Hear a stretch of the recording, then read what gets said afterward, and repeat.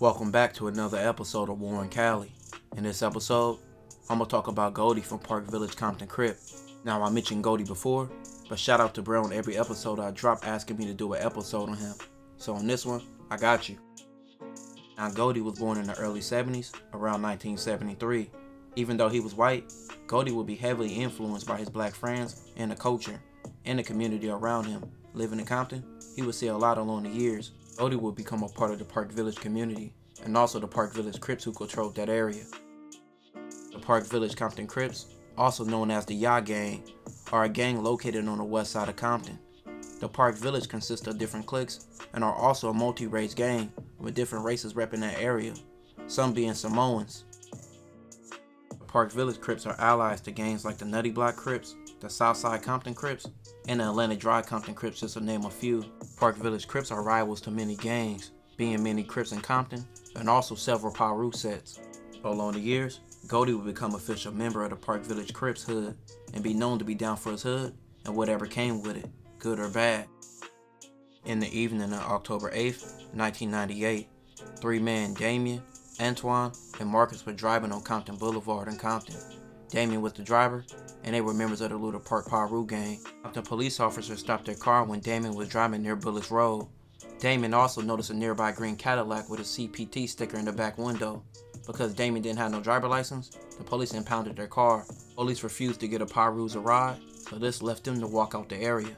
While the three Pirus were walking, they passed by another Little Park member named Emmanuel. The Cadillac Damien had seen earlier passed by and turned around and approached the group. It was said there was three people inside that Cadillac.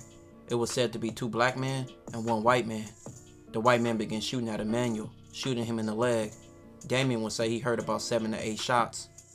After the shooting, the Cadillac entered the New Wilmington Arms, a complex being known for being Park Village's turf.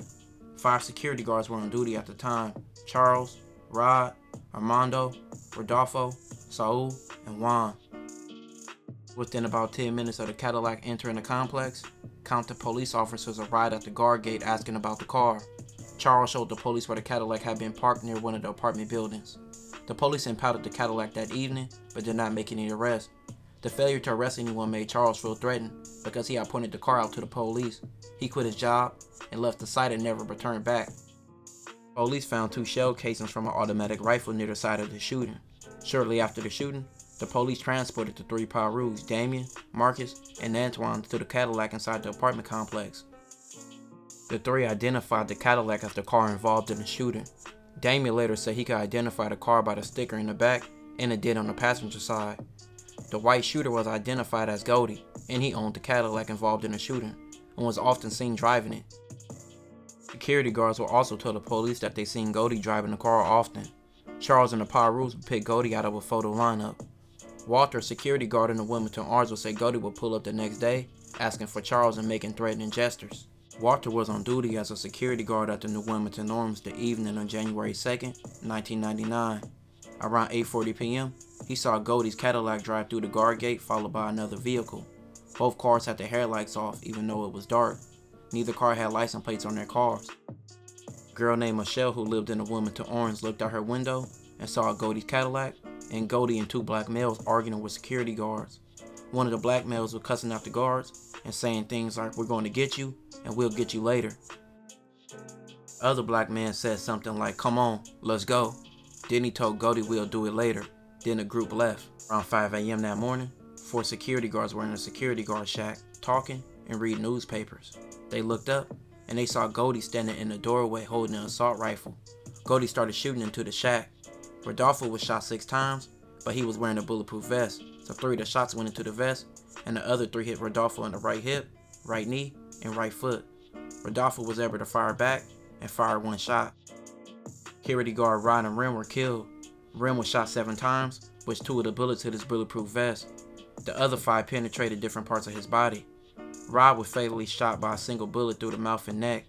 Saul was blinded by a single gunshot to the face, but he survived. Rodolfo selected Goldie's photograph in a lineup and later identified him when he was interviewed at the hospital. Rodolfo told the police that he seen Goldie often and that he was involved in October shootings and also in this shooting. January 5th, 1999, Goldie called a friend and told her he needed a place to stay. He came to her house in Lancaster, driving a stolen Lexus. He stayed overnight and left for a while, then returned back to her home. He was arrested there on January 9th, 1999. When he was arrested, he was wearing a bulletproof vest and also had a leather jacket with a gun inside of it. Cody's alibi was that he didn't do the shooting of the security guards because he was in bed with his girlfriend asleep. She would later back his alibi. Cody would say he was afraid of the police because in 1994, police had shot him in his back while he was handcuffed. He said he owned a bulletproof vest because he had a job being a security. Cody would say he was wearing a bulletproof vest when he was arrested because he was afraid the police would try to kill him. He would also say he had nothing to do with any shootings and the gun he was caught with wasn't his. Cody would be identified by many people, from residents of the Wilmington Arms, the security guards, and even Bloods that he shot at. In July of 2000, Cody would be sentenced to death and sent to San Quentin State Prison to serve his sentence. Cody being a white Crip and coming to a yard, that is always said to create problems with a white man running with a black gang. So it was rumored there was some attempts on Cody's life, but Cody stood tall. 2012, Cody tried to get an appeal, but he was denied. Now it's 2023, Cody is 50 years old and still on death row in San Quentin State Prison. This will conclude this episode. If you haven't already, make sure you check out my previous episodes. Don't forget to like, comment, and subscribe.